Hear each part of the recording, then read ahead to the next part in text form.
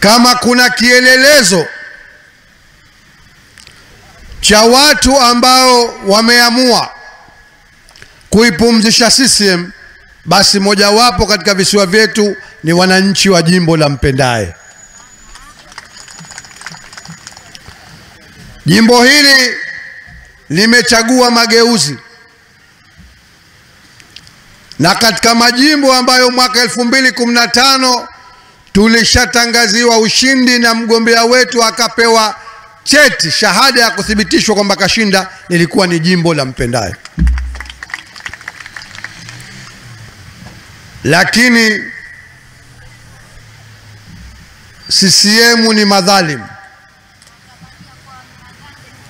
mzoea vya kunyonga, mzoea vya kunyonga, naam, vya kuchinja haviwezi. Wakafanya dhulma zao wakidhani wanawakomoa wananchi wa Zanzibar, kumbe wamejibebesha dhima kubwa mbele ya Mwenyezi Mungu, na watakwenda kuilipa khiana na dhulma aliyoifanya kwa wananchi kwa Mwenyezi Mungu Subhanahu wa Ta'ala. Lakini ndugu zangu, jimbo la Mpendae vile vile ni kielelezo, bahati mbaya, baada ya dhulma hizi zinazofanyika na wananchi wake kutaka mabadiliko, lakini jimbo la Mpendae limekuwa ni alama ya ufisadi katika nchi yetu. Mnakumbuka tumezungumza mara nyingi kuhusu mwekezaji wa Mpendae, ama sio? Ulaghai mwingi, maneno mengi. Na katika mkutano ambao tulikuwa tufanye sisi hapa ukaakhirika, wakaja wao, mwekezaji wa Mpendae alijitapa sana kwamba hajapata kutokea wala hajapata kumuona kiongozi kama bwa mdogo. Sisi yeye hatumstaajabii, kwa sababu kama kuna watu wamenufaika kwa gharama za jasho na damu la wananchi wa Zanzibar, ni yeye mwekezaji wa Mpendae. Kwa hivyo yeye kumsifu bwa mdogo atamsifu sana, sababu yeye ndo katika wale wanufaika wakubwa.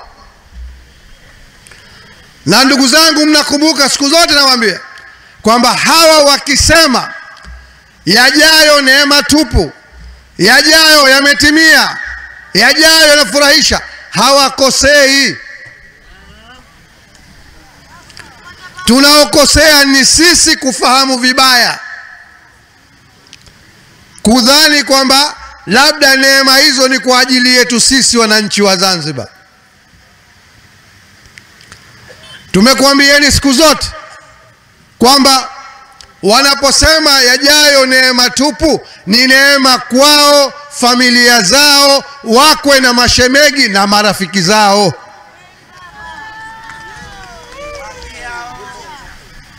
Wakisema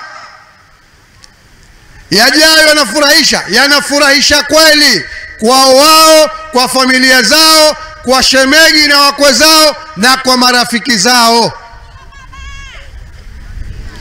Wakisema yajayo yametimia, yametimia kweli kwa wao, kwa familia zao, kwa shemegi na wakwe zao na kwa marafiki zao, si kwako wewe mwananchi wa Zanzibar ambaye kijio hukijui utakipata wapi kwa siku.